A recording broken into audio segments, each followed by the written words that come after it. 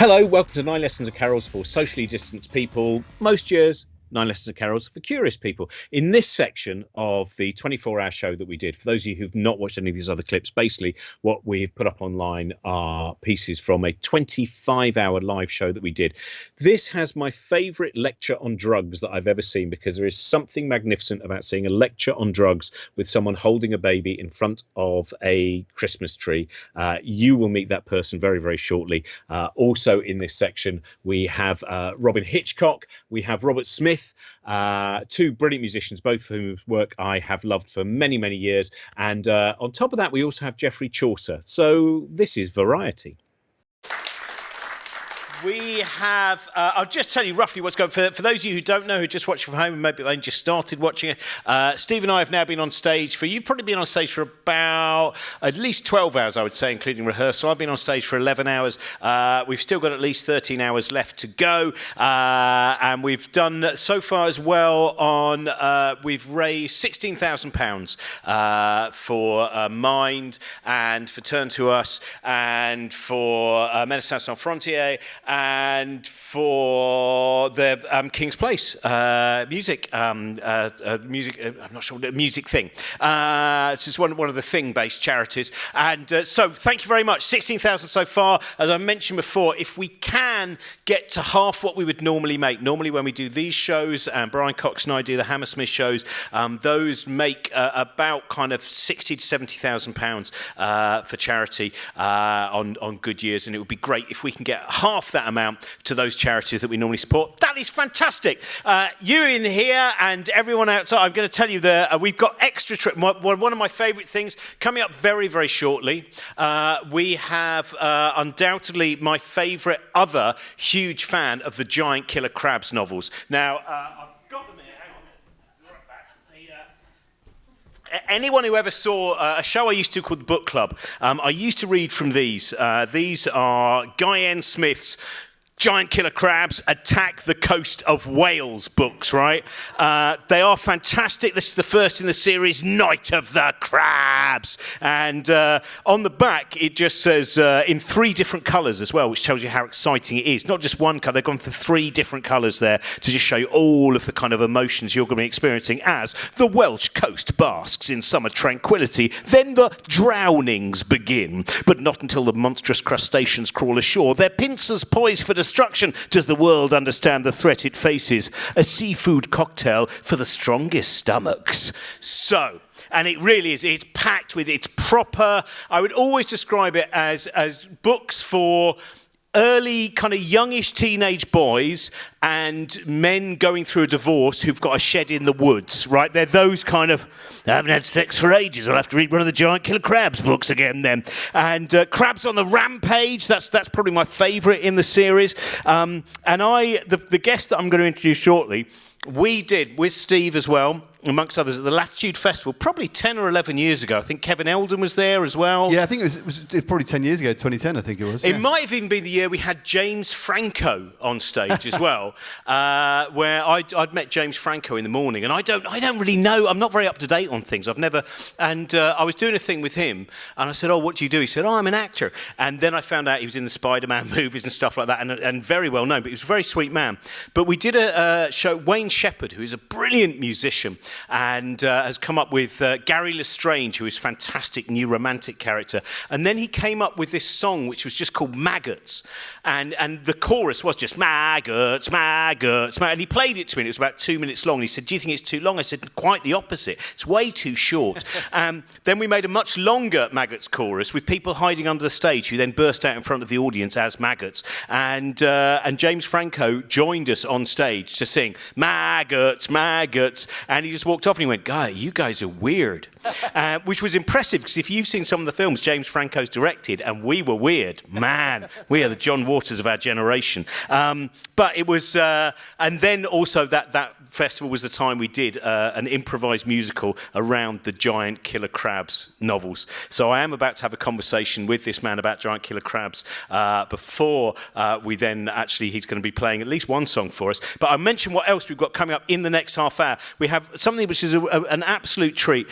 Robert Smith from The Cure he's recorded 3 new versions of songs from 17 Seconds, especially for us. He did them in the last couple of days. And Robert is a lovely man. If any of you follow his Twitter feed, you'll know what a good kind of human being is. And The Cure once joined us on stage for one of the Hammersmith shows, and he recorded those. So that's coming up very, very shortly as well. Let me just see. I'll just check the list. So we've got Robert Smith, Susie Gage, brilliant Susie Gage, Say Why to Drugs, her fantastic podcast. John Luke Roberts is going to be doing Chaucer. Charlie George is going to do stand-up. Kiri Pritchard McLean. We've got an uncanny half hour, and then we are going to be joined live by, he's not actually on this list because it's such a recent thing, Tim Minchin's going to join us to do a song and also have a chat about stuff. So if anyone out there or in here has questions for Tim Minchin, we'll be doing a live conversation with him sometime a little bit after midnight, probably about 12:30. That's not a bad cast list, I think. So now please welcome to whatever screen you're watching, the fantastic Mr. Robin Hitchcock. Hello, Robin. Hey, Robin, am I visible? Can you see me? Do you know what? You always ask me that, even if we're in the same room together. I love your doubt about whether actually your atoms are still reflecting light. Pretty much, yes. They might be absorbing it all, but I'm assuming you can or you wouldn't have replied. No, do you know what? I'm the kind of person that if air in any way becomes engaging, I will nevertheless strike up a conversation. And it's at times like these you realise that I've been awake for perhaps too long. Robin, I was just talking about, because I've got the books here, our fantastic musical. I have only 2 of them with me tonight, Night of the Crabs and Crabs on the Rampage. Yeah, I think it keeps coming back to them, doesn't it? They're like the sort of Revolver and Sergeant Pepper of Guy N. Smith's oeuvre. I mean, obviously, Night of the Crabs came first. I read it, I bought it the day Elvis Presley died on a quite damp family holiday in Devon in 1977, since you ask, just by accident. And then, you know, when Crabs on the Rampage came out 2 years later, I was just right in there. But, yeah, I mean, I think your summary of it is pretty accurate. It is probably for people who are not having an active sex life yet or are past it. God, I don't know. I mean, I must have had a pretty strange existence then in my late 20s, because I got through the whole lot. But I'm happy to say I haven't got any of them right now. Oh, yeah, no, never mind. Don't go into denial. Not now. Don't deny. That was the first conversation we had. I rang you up and you were standing by a field in Norway and we were talking about doing a possible gig. And you said, my friend Joanna Neary has said that the other night you were at the festival hall with an orchestra reading out from a Giant Killer Crabs novel. And that led to us then doing some shows together, which I think was how so many of the great artistic brief partnerships have begun. I do remember. I remember the ferry coming in. It was unusually sunny for a fjord, and this ferry was I mean, they're born to reverse anyway. A lot of ferries are kind of, top and tail identical. But and as it came in, you were telling me about, yes, I do remember that. Yeah. You were amazing at remembering verbatim a piece from the Giant Killer Crabs novel in which, having seen an attack by giant killer crabs, someone who's recently had sex in the sand dunes then starts to copiously vomit in them. Oh, God, what is it? Cliff rolled in, and then there's a few bit of stuff, and then one of them goes to the other, I'm more than glad you came here tonight. And then I think the end of that paragraph is, together they vomited into the spiky grass. But, yeah, I mean, I don't know. Looking back on my mental state in my 20s, I'm not sure what it was like, but, young people take a while to form, and I don't think I was as stable and humanity-friendly now as I'm too late, aren't I? I mean, it was just, I read all that stuff, yeah, and my partner at the time made me get rid of it. She said, if the kids grow up and read this stuff, it's just bad, so I left them all with my friend, the Great One, who actually has a flat in the Holloway Road, but I know where they are. That's as long as you know where they are. I love that idea that as they then vomited in unison in the sand dunes, and then eventually getting that. Mills and Boon would like to suggest that this book was not suitable for them. I don't know. I mean, it's the same old thing of, Eros and Thanatos, sex and death being right up close together, except, sex is recognizable, but the death is unusual. It's these very small creatures suddenly unbonsaied.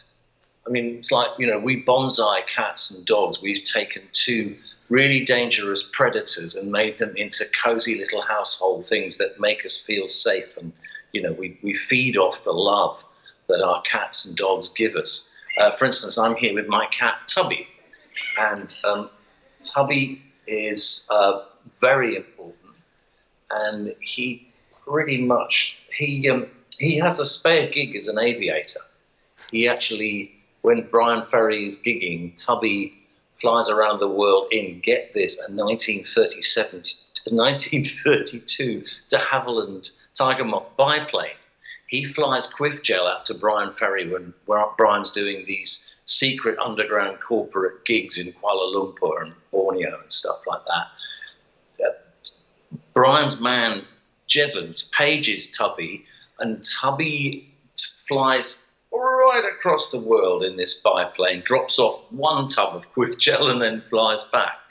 That's why Tubby's is so patient. That's lovely. That's the second. The other way around. You can't imagine a crab doing that. Well, as you said, when you were given by Guyan Smith a clock that he'd made where the hands were the pincers of a crab, it was very uncertain what hour it ever was due to the width of the pincer. So these are issues. Now, this brings me to the first question we've had from the audience, by the way, for you, which is someone said they love your introductions to songs, and anyone who has seen you live or anyone who's seen Storefront Hitchcock will know you very often, sometimes longer than the song, become these fantastic, journeys which can be, surreal and absurdist. And they wanted to know, how much in advance do you know what you're going to say before you introduce a song? Not at all. If I knew what I was going to say in advance, I'd be trying to remember my lines. And then there would be this awful thing of trying to stick to a story. I've never understood how professional comedians, they can stand up there for an hour and a half, do a little bit of improv, but they've also got this armature that their script is based on. And, it must be exhausting. The whole point about me talking before songs is I don't have a clue what I'm going to say. And it's quite relaxing. When I play the song, I might have played the song 130 times or more. Some of my songs are they're not quite as old as, they're really old. Some of my songs go back to 1979, if you can imagine. That's the year that Crabs on the Rampage came out, to give you some context. So, and you're probably, I know you're a bit younger than me, so were you walking the earth in 1979? Yeah, I was just too young for Crabs on the Rampage, so I had to start with The Origin of the Crabs, which is, of course, not, there's a little bit later and actually is a backward step. Is that where that nasty stuff happens in Scotland? Yes, there's some stuff on there. Yeah. There's some. He moved from Wales. Yeah. There's a bungled oral act of love. I hope I'm not giving away too much here. And then I think you're giving away just enough to know that this is now going to be sold out on Abe Books by midnight. Well, geez, Origin of the there's that awful stuff with the there's the. The most disturbing thing he ever wrote is when he doesn't describe the multiple amputations and all that stuff. There's just a bit where the crabs have trapped this couple, and it's like whatever it was, John pulled Tabitha to him, and they thought about a higher place where there were no crabs, but you knew what was going to happen next, and he left it to your imagination. That was really grim. There's a wonderful horror movie festival in Aberystwyth called Abattoir. I can't remember if I've mentioned it. It's great. And I met Norman Warren there last year, who directed Inseminoid and stuff, and Gary Sherman, who made Deathline. And I did an online show for them this year, and I thought I've really got to put the effort in with the Guy and Smith books. And I got a copy of The Sucking Pit, which is everything you'd expect, by the way, of a novel called The Sucking Pit. And I managed to mark the post-it notes, S and V, for whether it was sex or vomiting. vomiting. There are actually more scenes in which someone vomits than there are having sex. So in many ways, perhaps a vivid and eloquent description of life. My God, what more voms than love? Yeah, that's very much Guy and Smith's world. That is possibly one of the biggest malfunction design flaws in our species, is that we have more violence than sex. And then also that it's deemed acceptable for young people, kids, little boys, all that stuff, to see or, to be mentally violent long before they're, in any way, sex is sort of kept right away. Like when you're 6, as a 6-year-old boy, from my memory, they just give you all these miniaturized versions of weapons of mass destruction, Heinkels, Stukas, Dorniers, 109s, all these things, just things that can eradicate people. They can't wait. You're barely out of nappies and they give you a gun. But actually, when it comes to sex, it's not until you've already been extremely disturbed by these eruptions in your body that someone says, oh, actually, that's organs. It's where babies come from. It's a wonderful thing. Vanish in a cloud of yeast. I just think we've got our priorities wrong, or at least, where I came from. No, I think there's a great Lenny Bruce routine, as far as I remember, exactly about that. Why the war films and the films of violence and yet films of kind of sex and love are considered. It's much like people if you look on social media, people adore hating something. But the idea of saying you love something is kind of possibly an embarrassment, because it shows that we have a very strange attitude to true, genuine, delightful passion, I think. Yeah. And in a way, Guy N. Smith embodies a lot of that. All the sex seems to be accompanied by some act of torture. And it seems like the real purpose of the book is to vomit. Yeah. To get together and have the heaves. Yeah, it's just right. Well, we should get onto your song tonight as well, because I know you're going to sing something for us, and this is, and you have. I mean, in terms of, we've talked a little bit a few weeks ago, a couple of months ago, about creative process. Has this been? I know you've been doing kind of lots of Zoom gigs and stuff like that, and you're also wonderful at sometimes engaging with whole albums and doing wonderful things where you get together a band and you reimagine an entire album. Well, we used to do that in Clerkenwell and stuff, but more recently, my partner Emma Swift and I have, we do a twice weekly stage show, but every so often we'll do one of my old albums, or we'll do a Beatles night, or a Bob Dylan night, or a Bob Dylan night, or a Beatles night. But there's a lot of themed activity. Yeah.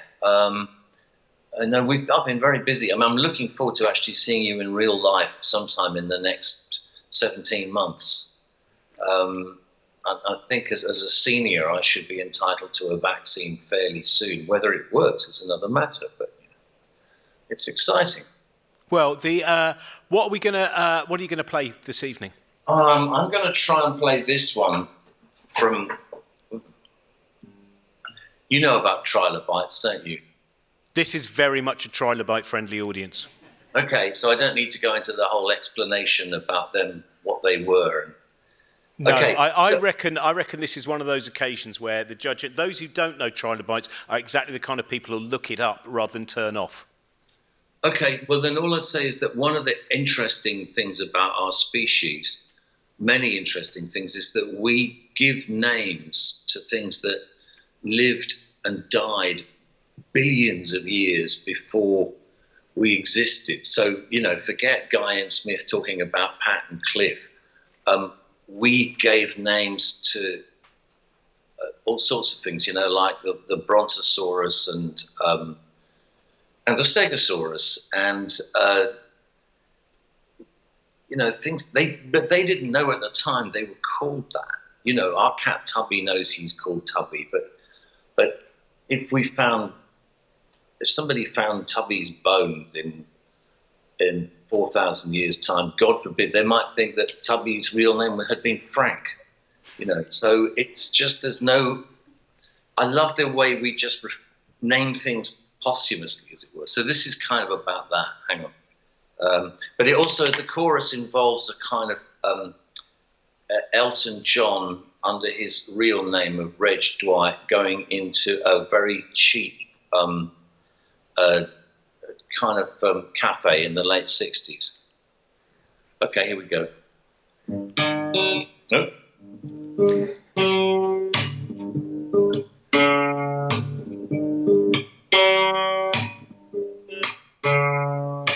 Trilobite, right, Dwight's in the light bite. Trilobite, right in the light bite, Dwight.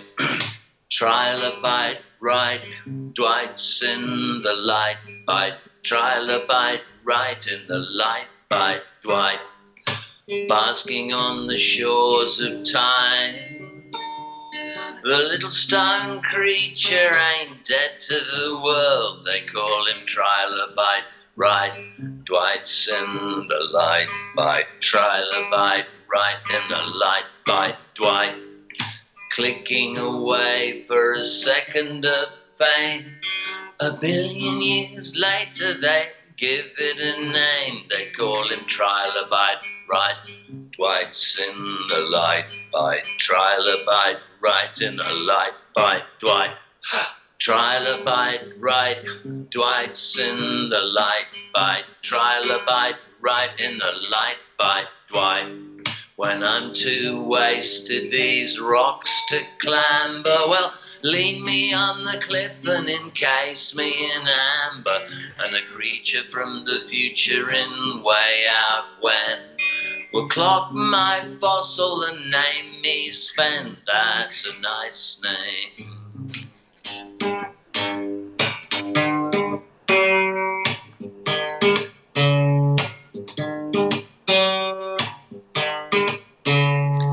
Built for a world where nothing needs shaving. Look at them stone antennae waving.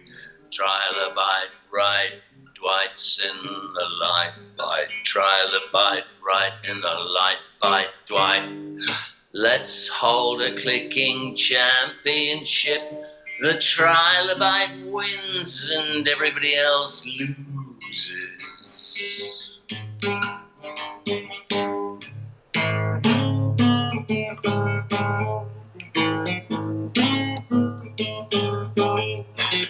Trilobite.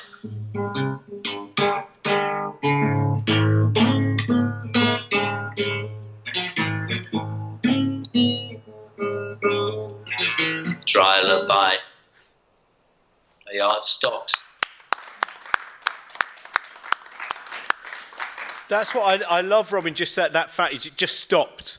And one of the things that I remember that when we did the festival together, and I said, do you want to go back on? Because the audience wanted to go back on. You said, no, your voice had just faded. Not physically, but you'd had the sense that you'd sung everything that needed to come out of your body. And I find that kind of quite, when I see you sometimes interact in different venues and in different spaces, working out where that voice is going to go. Does that feel sometimes, is that a conscious process, or does it feel like something that's innate?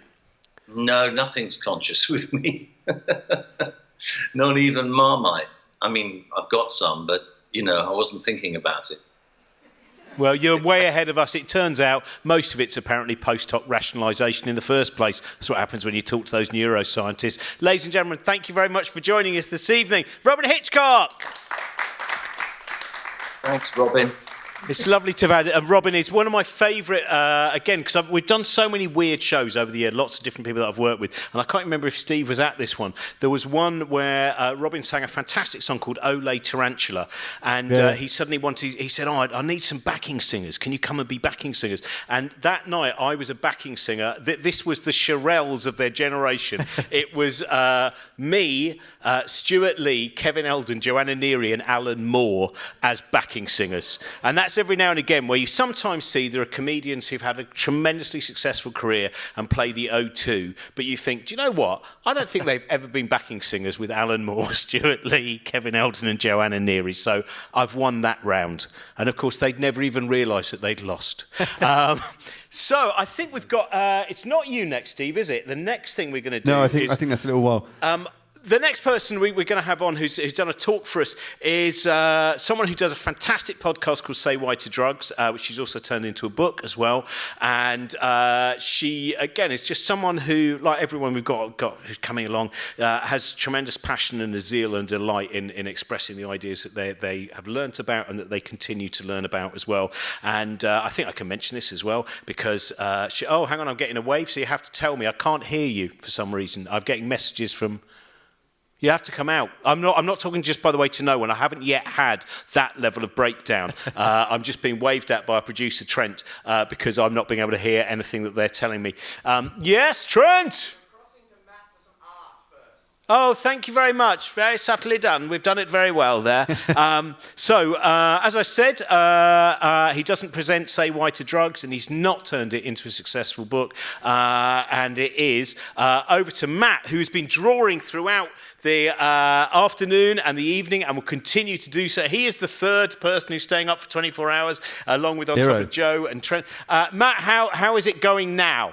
Hi, Robin. Good to see you. I'm impressed at how quickly we've reached the fever dream stage of everything. So I'm joined. I'm wearing a mask, as you can see. I've actually been joined by a co-conspirator, my colleague Terry, over there. Hello, Terry. And so she's putting me to shame with some... She's just drawing a killer crab chasing some Welsh people across the Pembrokeshire beaches, by the look of it, which is fantastic. So we've got... let me switch cameras to my crummy... you can't see everything here, but we're piling on more content. Some recent highlights. We've got Chris Hadfield and Santa Claus look like they're doing a little duet together, which is fantastic. And Quantum Chicken. So, yeah, very much and making an early entry into the fever dream part of this 24-hour show. Well, what worries me, Matt, is what you don't realise is rather than the point that I've reached now in terms of my mentality is that I've now reached the fever dream stage. What actually happens is I spend my entire life suppressing the fever dream state in an attempt to properly socialise, and then I reveal my true self, which happens normally between 11 and 4 a.m. So now, for once, that true self will be broadcast tragically.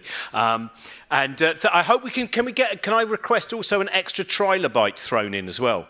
We've got some on hold, so I'll get those out now. Fantastic. Thank you very much, Matt. And as I said, if you'd like to read books that Matt hasn't written, Say Why to Drugs is one of them. And now we're going to meet someone who has written a book called Say Why to Drugs. And as I mentioned, I think because it's on social media, I can say this has recently had a baby as well. And it's all wonderful things to see. And later on, we're going to also see someone else who was involved in that process singing a song. I don't know if I'm giving away too much anyway, but it'll all be explained. But now, please welcome...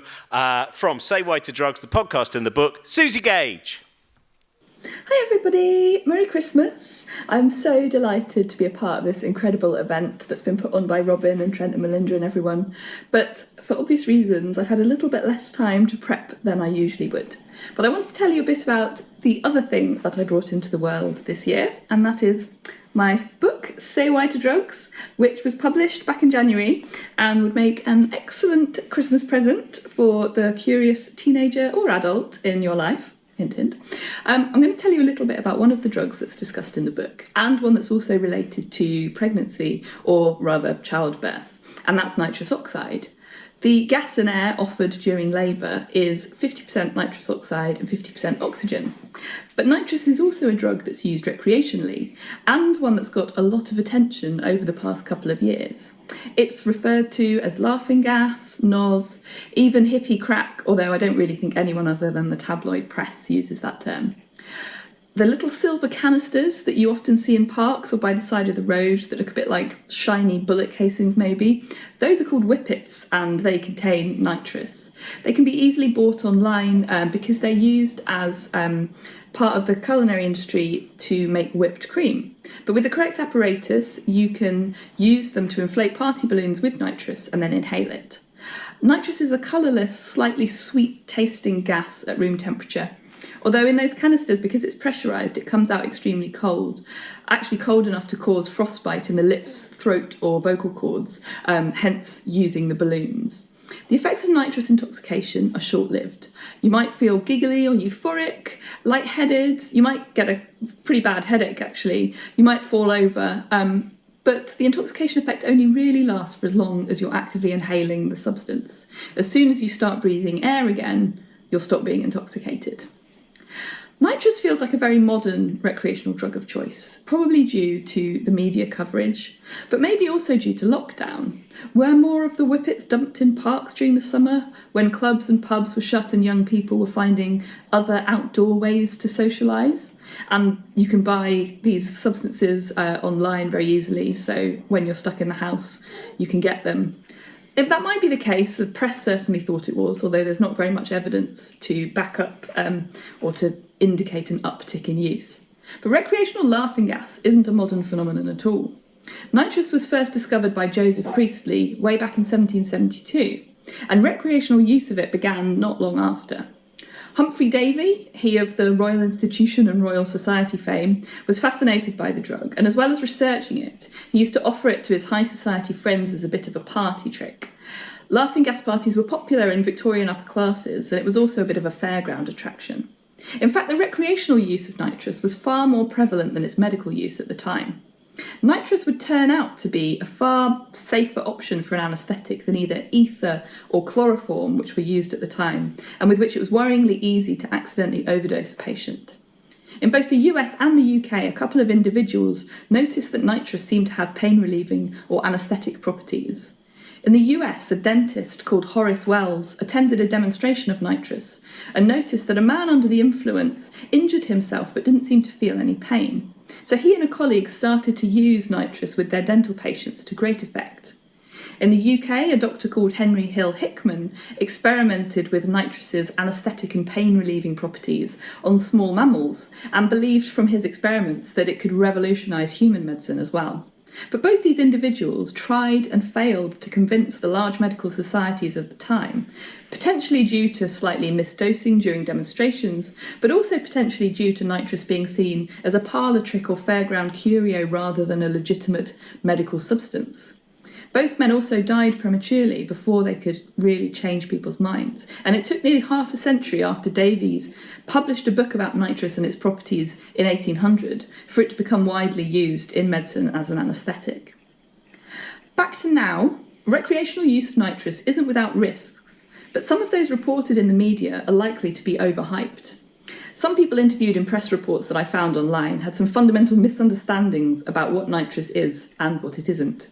For example, one councillor in Stafford who was complaining about nitrous being used on Cannock Chase said they don't realise the dangers, they think it's fun to talk like Donald Duck. They think it's a prank, something fun to do, but it isn't.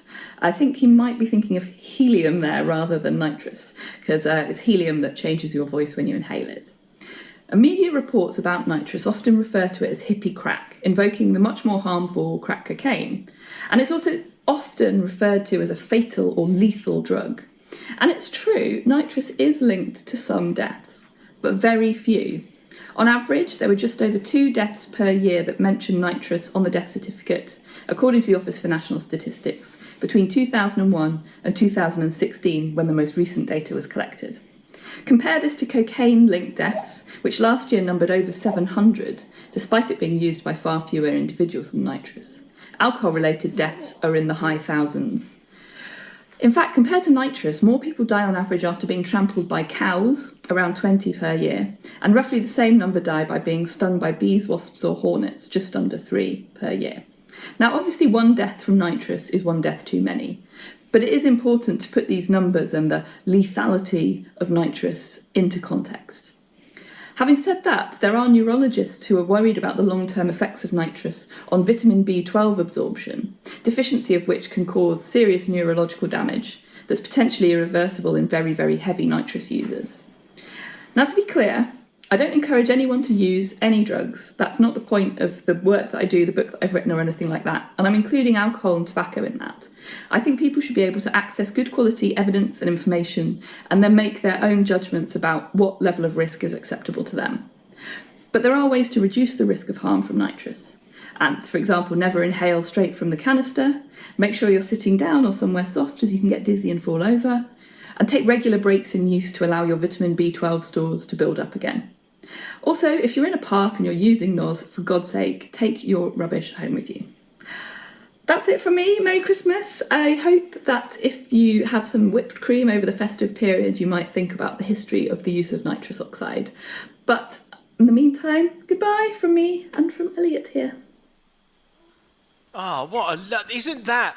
Thank you so much for doing that, Susie. But earlier on, I don't know if any of you saw it, but we had Dean Burnett dressed up as Father Christmas, giving some very sage advice about mental healthcare treatment, which was kind of like a mix of that. And now to have a lecture about nitrous oxide in front of the kind of Christmas tree you'd normally see Noel Edmonds doing an appeal in front of while holding a baby—that's just magnificent.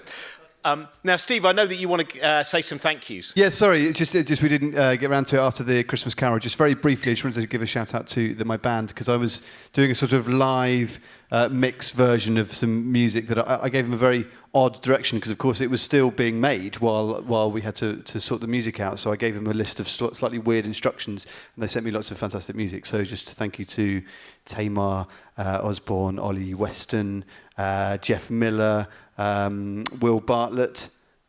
Have I missed anyone? Steve Thompson, there we go. And Ben Handysides, goodness me. Yeah, so that's my band, who I would normally be joining us for these shows, but alas, not this year. But they did join us virtually, so I was doing that.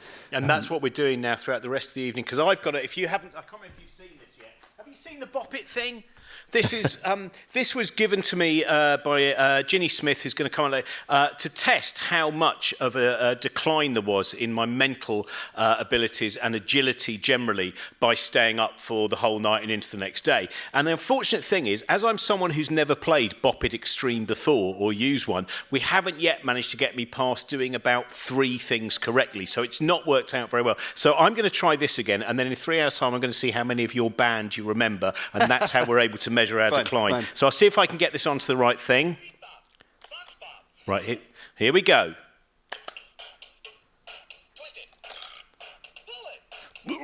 Oh, that's not... Oh, it's broken. Anyway, so... that was only... I'm going to do it again. Right, let's do it. Right, one more time. You ready? Oh, it is broken. Brilliant. There we are. There's a second one. Anyway.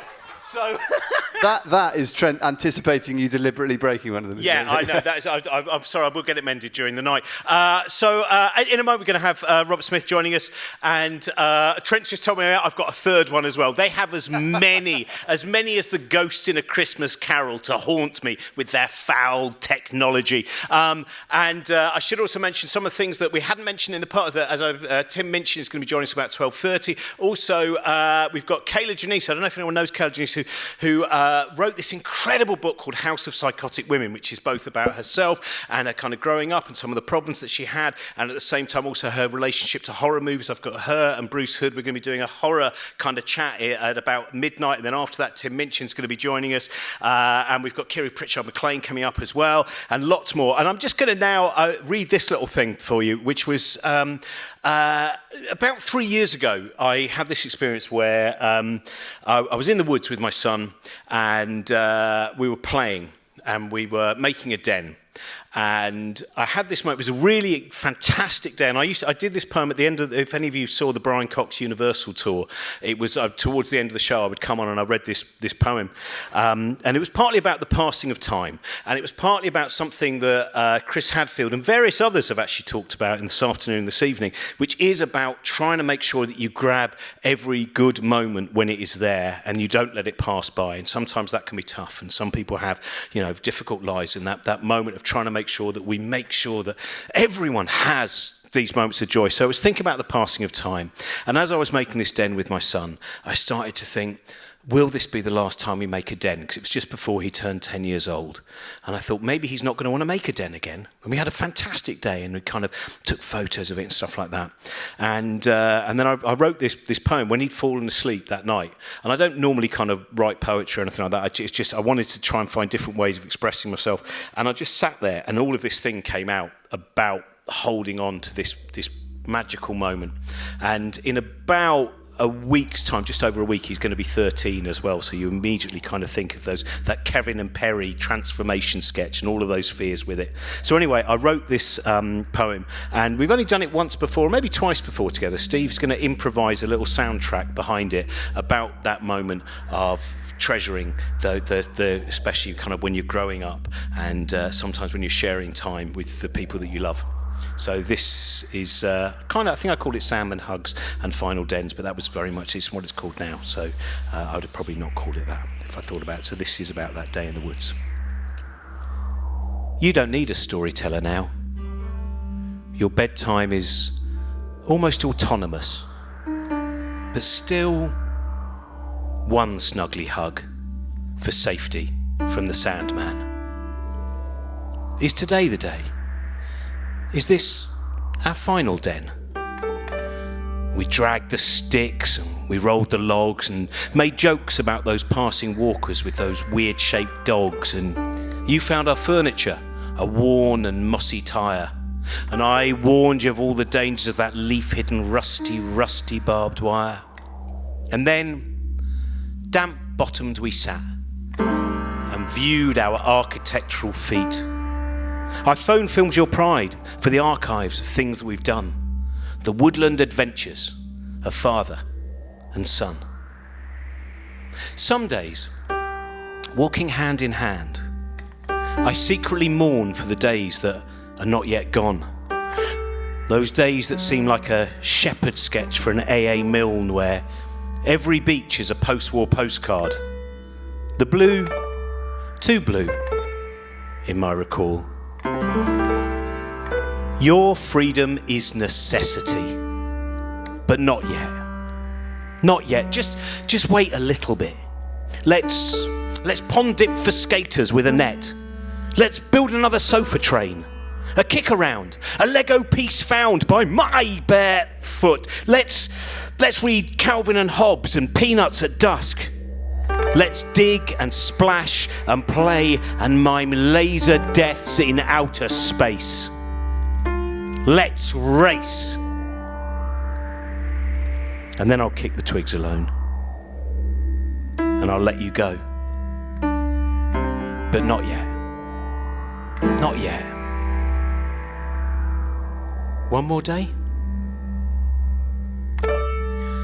So that was my poem about the passing of time. And there you are. The reason I'm reading it on such a big thing is that we also made it into a series of prints as well, because someone asked us to do that, so we did that. And my friend John Levers, who's an artist, did something very lovely with it as well, made it a very pretty thing, and managed to get the fact that I've got quite, I don't know if you can see that there, he's not in any way underestimated the size of my backside. It's what happens when you have a good friend who's an artist. When I did that for the first time, when I was doing a gig in Liverpool, I can't remember which theatre, I think it was the Everyman Theatre in Liverpool, and afterwards this young man came up to me, probably in his early 20s, and he said to me, I just want to tell you, those days don't stop. You still have adventures. The adventures don't stop. And then his mother just chipped in. She went, yeah, but there were a few years it was very hard to get you out of bed to have an adventure. So that is Salmon. Now, as I said, Tim Minchin coming up later on, Kiri Pritchard McLean, and now a very special treat. As I mentioned, he recorded these in the last couple of days. 3 songs from 17 Seconds, the Cure's album of 1980. Please welcome to the screen that you are at now, the very lovely man, Mr. Robert Smith. Hello, this is Robert from The Cure. Very happy to be part of 9 Lessons and Carols for Socially Distanced People, 24-hour 2020 version. And I'm here in my tier. I'm going to play you 3 songs from The Cure's 17 Seconds album, which turned 40 this year, which I thought was going to be one of the weirdest things about the year, but I was wrong. Anyway, In Your House, M, unplugged today. Hope you enjoy it.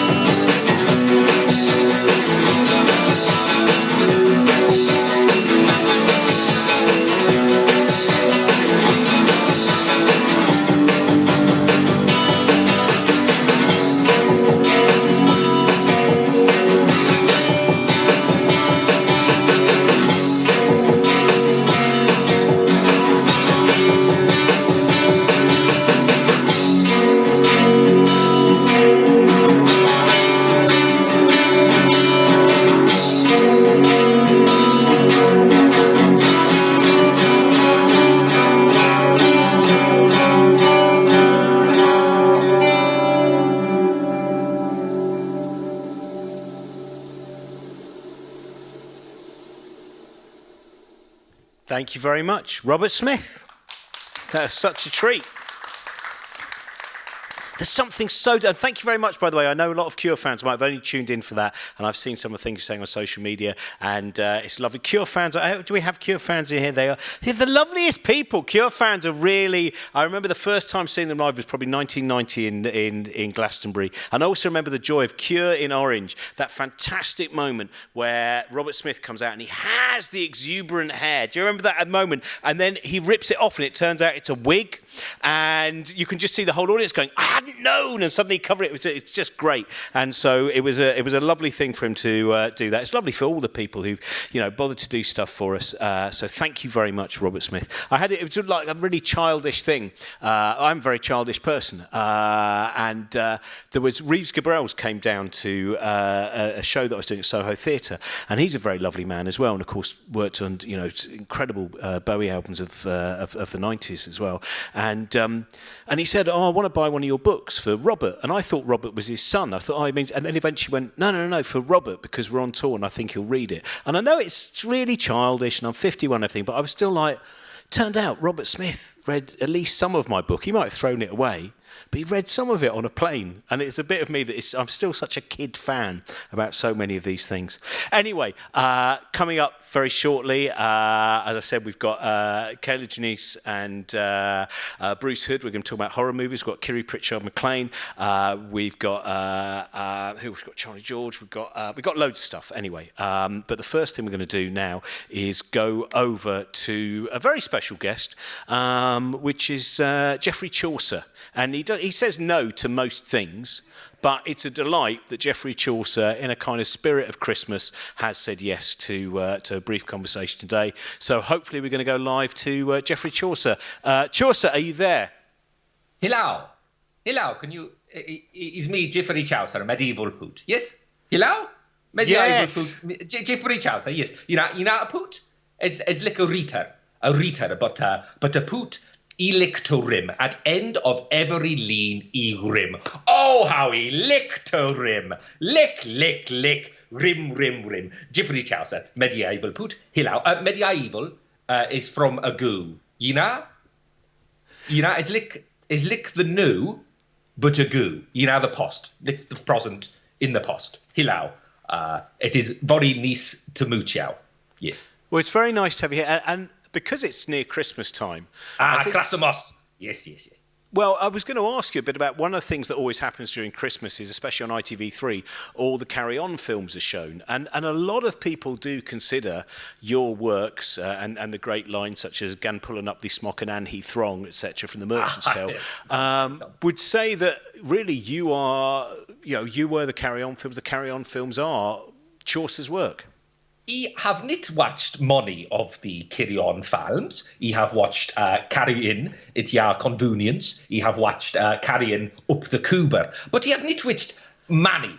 I have watched a lot of the confessions of movies. I like the confessions of a lot. A naughtier than the carry-on. And really, I like the naughty stuff full well. Oh, yes. And it is a bit embarrassing. I write me poems.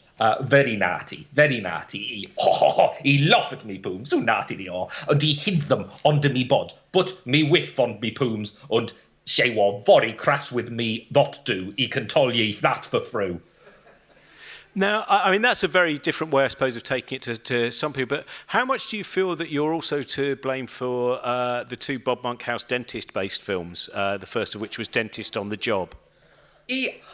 I am willing to pretend that he know the films to which I refer. But yes, he thought dentist, God, a lot of tooth, a lot of naughtiness. Not so Chaucer boost, he thunk. He will not take the blame for the Bob Monkhouse dentist films, but he also do not think it's right for me, an artist, to plew the crotic and to crotisues. Crotisues is lick reading, but nasty and upside down. He will not crotisues the dentist films of Bob Monkhouse, which he have not entirely soon. Thank you very much. Full well, Geoffrey Chaucer, medieval poet. He licked the monstrel before, the famous monstrel. You know the famous minstrel with the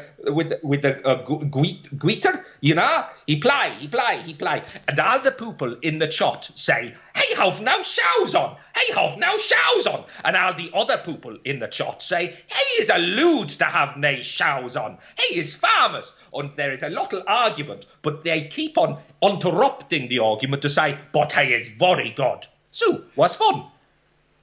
Yeah. Now, I suppose we should move on from the dentist movies to talking about science as well, because that's been a lot of the theme for this evening. And in terms of the way that you've seen the world change, in the way that it's interpreted and understood, I mean, are there some ideas, for instance, of science where you feel that some of the beauty, the majesty of nature has been vanquished? It was very poetic, the way you put that. He was a bit jealous as a put that ye have the skulls with language as ye do. He will admit that. He was a lot, and he am the greatest put of all. Second greatest. Shackers poo!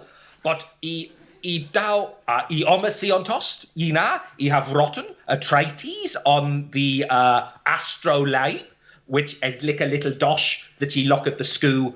And you know the school is like the land, but up above, and you can whack through. If you could whack up there, you can flew, if you are bored. So the school with all the stars and the planets, a planet is like a ball, but far away and bog. But looks small, but is bog. So I'm a scientist, but he have now, because he should explain, he am very old, as you know. He was born many years ago. Do you know the medieval numbers? You know the numbers medieval? No. He can count for you. He will count. Own, double own, ETV, fa, ETV2, sex, Kevin, own fat laddie, topsy-turvy sex, Tim. So, but he couldn't as old as he am. He am very old. He was cursed to be a witch. You know, he fell asleep. She cursed move. He woke up many years later and be glad as had been stolen be a fairy. You know a fairy is like an elf goblin. Like a Danny DeVoto with wings. You know. So he was cursed. He slept for hundreds of years. He woke up. Alack, ado, look at the world to do. Ye have grover too. We never had grover too. We every stop we took, we thought, maybe the next one we will fall off. But lucky for us, we did not. But you are safe in the knowledge that you have gravity. You know, it is like the apples, but not up there. The apple's done, not up. You know, the apple on the true. A true is like a hodge, but tall. You know, a true, like a bush, but tall up on a stock. A stock like a trunk. You know, so gravity, the apple fall from the true. Not so far from the true, some teams, if you know what he mean. So, what were he saying? Yes, science is very good. Ye have cars. We didn't have cars, we had horses. Ye have television. We didn't have television, we had thonking. You know, all the thongs that ye have that we hadn't is very impressive. And people love a lot longer. You know, in me do, people would be lucky to live to 40, but no, they live full well a little longer, dispute the Dodley plug. So it is God, the seance, he lick the seance, it has made me look at the world in a different woo, and yes, he happy have answered your question and the seance. Very much so, very much so. In terms of, if there was just one, I mean, you've mentioned ideas of cars and television, but if there was just one single innovation, what for you is the most important one for humanity and the one that you see as the greatest change for people like yourself? A blau, a punt. You know? Punt. Like for the colour blau in punt, for punting a wall, is very nice. Would you ever engage, because with your interest in paint and your poetry, would you ever be interested in coming up with, for instance, names, eloquent names for the different tints, for instance, of say, blue? I have I was very sad to see the sad passing away of Babby Ball. He have always been a big fan of his punt company he ran with Mia Farrow, Farrow and Ball, and he loved all the pants of that, and he did offer, actually, he said, he have some wonderful names for Gruna. He said, Gruna lick a swamp. He said, we cannot put Gruna lick a swamp on the little piece of paper. He said, Aku, Gruna lick a rotting hom. He said, what is a rotting hom? He said, lick a hom, lick a dod pog, but card is gone off. They said, we cannot call it that. So he was not here be Farrow and Ball, although they said if they needed a new person to come up with the names of the sharders, they would ask Moo, Geoffrey Chaucer medieval put. And in terms of your the work that you're working on now, I know there were rumours that you were going to be involved in one of the Fast and Furious films. What are you hoping to your next project to get greenlit? Well, he have they need to know if you knew he have a book out. Is very good. Is about a lot of people who gave for a whack for God. He recommend. And he have optioned the Malvi routes. No, a Malvi has been mad many years ago. Is very rad, he lick a lot. But he think in the Madden do, he will put some, he think he call them superheroes. He have the caps, he are very strong, and he fly around. So he will put them into the talers. So you have the bottom as taler, you have the Salmon as taler, you have the incredible Hulk as taler, So a bit more interesting and commercial because he am running out of money.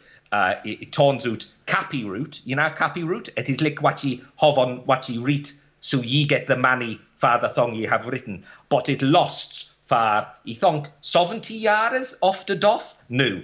He apparently dude many years ago, so he gets no money for all of that. You have to read the new ones. It's very annoying for a medieval poot, and there are other medieval poots like Moo, how are just as annoyed, like Gawain, the Gawain poot, and all the other poots you have forgotten because he was butter.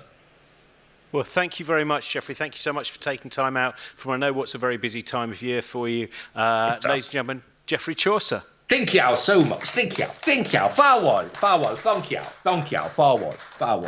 I can tell you, if that was happening, if I'd had to have that conversation at 3 a.m. this morning, that would have been the tipping point. That would have been too much. That was, if you don't know, that's John Luke Roberts, who is one of the most inventive comedians out there. And I love that. His Chaucer thing reminds me of, it's like that beautiful thing, if anyone was a fan of Stanley Unwin and Unwinese and things like Ogden's Nut Gone Flake, I suppose, is one of the ways that you would still hear it now. Absolutely beautiful, delightful ridiculousness.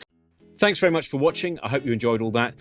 Thank you very much to everyone who supports us via Patreon. That's how we're able to make the number of shows that we're able to make every single year. If you are able to support us via Patreon, please do. We've got 4 or 5 shows a week that go out, and your help is invaluable.